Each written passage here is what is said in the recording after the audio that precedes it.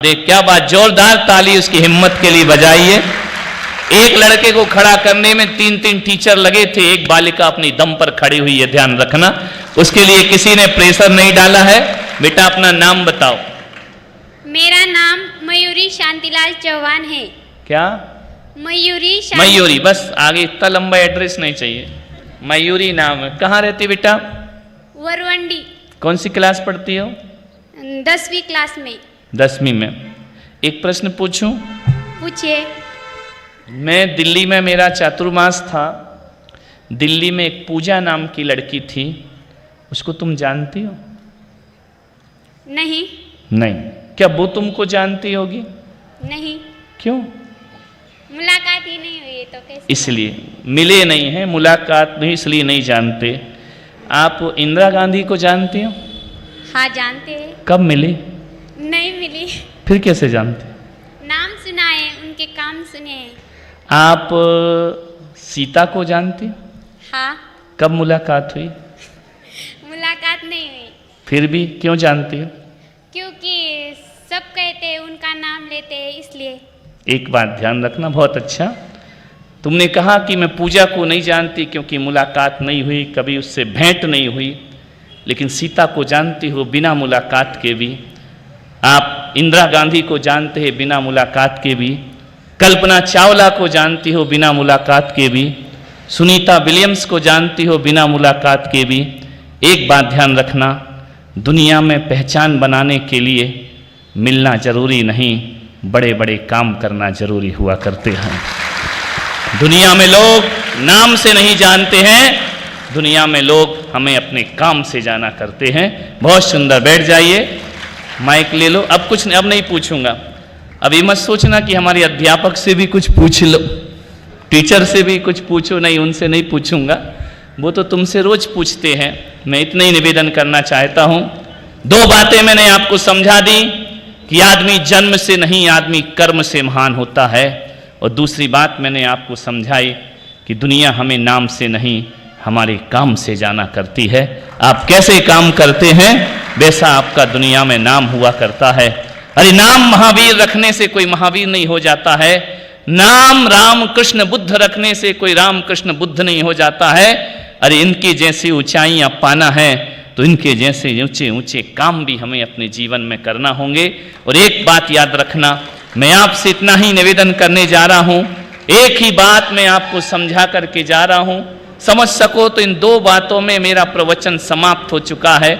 अब और ज्यादा समझाने की जरूरत नहीं है, लेकिन फिर भी आपने बड़े आदर और सम्मान से मुझे बुलाया है। मैं कहता हूं कि अपनी जिंदगी ऐसे जीना।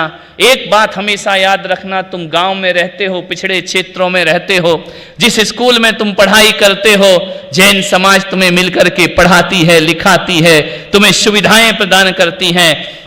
एक बात अपने जीवन में गांठ बना लेना, लोग कहते हैं कि बेहतरीन स्कूल में पढ़ने से जीवन बेहतरीन होता है। मैं ऐसा नहीं मानता हूं। बेहतरीन स्कूल वो नहीं होता जिसका भवन बहुत सुंदर होता है। बेहतरीन स्कूल वो नहीं होता जिसका फर्नीचर बहुत अच्छा होता है।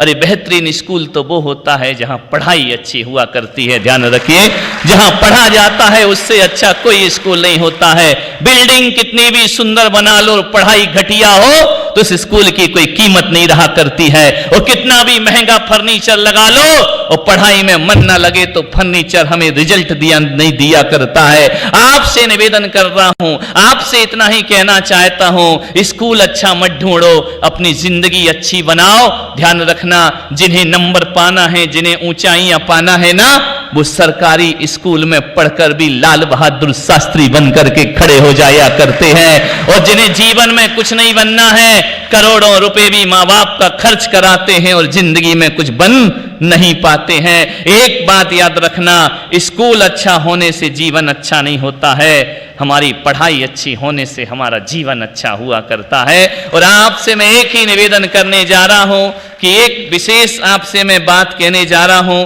एक निवेदन आपसे बड़ी विनम्रता के साथ कर रहा हूं। तुम माँ बाप के अरमान हो, तुम भारत के भविष्य हो। एक बात ध्यान रखना, तुम यदि पढ़ रहे हो, लिख रहे हो तो माँ बाप अपने अरमानों का गला काट करके तुम्हें पढ़ाया करते हैं। और जितना अच्छी सुविधा वो अपने लिए नहीं लेते, हर माँ बाप उससे ज्यादा साधन अपने बच्चों को देने का प्रयास किया करते हैं। वह तुम्हें पढ़ाना चाहते हैं, वह तुम्हें लिखाना चाहते हैं। एक बात याद रखना, हर माँ बाप का सपना होता है कि मेरा बच्चा अच्छा डॉक्टर बने। हर माँ बाप का सपना होता है मेरी बेटी पढ़ लिख करके बहुत बड़ी इंजीनियर बने। हर माँ बाप का सपना होता है मेरे बच्चे पढ़ लिख करके वकील बने, ऊंचाइयों को प्राप्त करें, आईएएस बने, आईपीएस बने। हर माँ बाप सपना देखा करते हैं। हर माँ बाप सपना देखते हैं कि मेरा बच्चा बहुत बड़ा बिजनेसमैन बनना चाहिए। हर माँ बाप का एक सपना होता है अपने बच्चों को लेकर। लेकिन मैंने आज तुम्हें यहां इसलिए बुलाया है, इसलिए यहां बिठाया है कि माँ बाप सपना देखते हैं कि बेटा डॉक्टर इंजीनियर बने,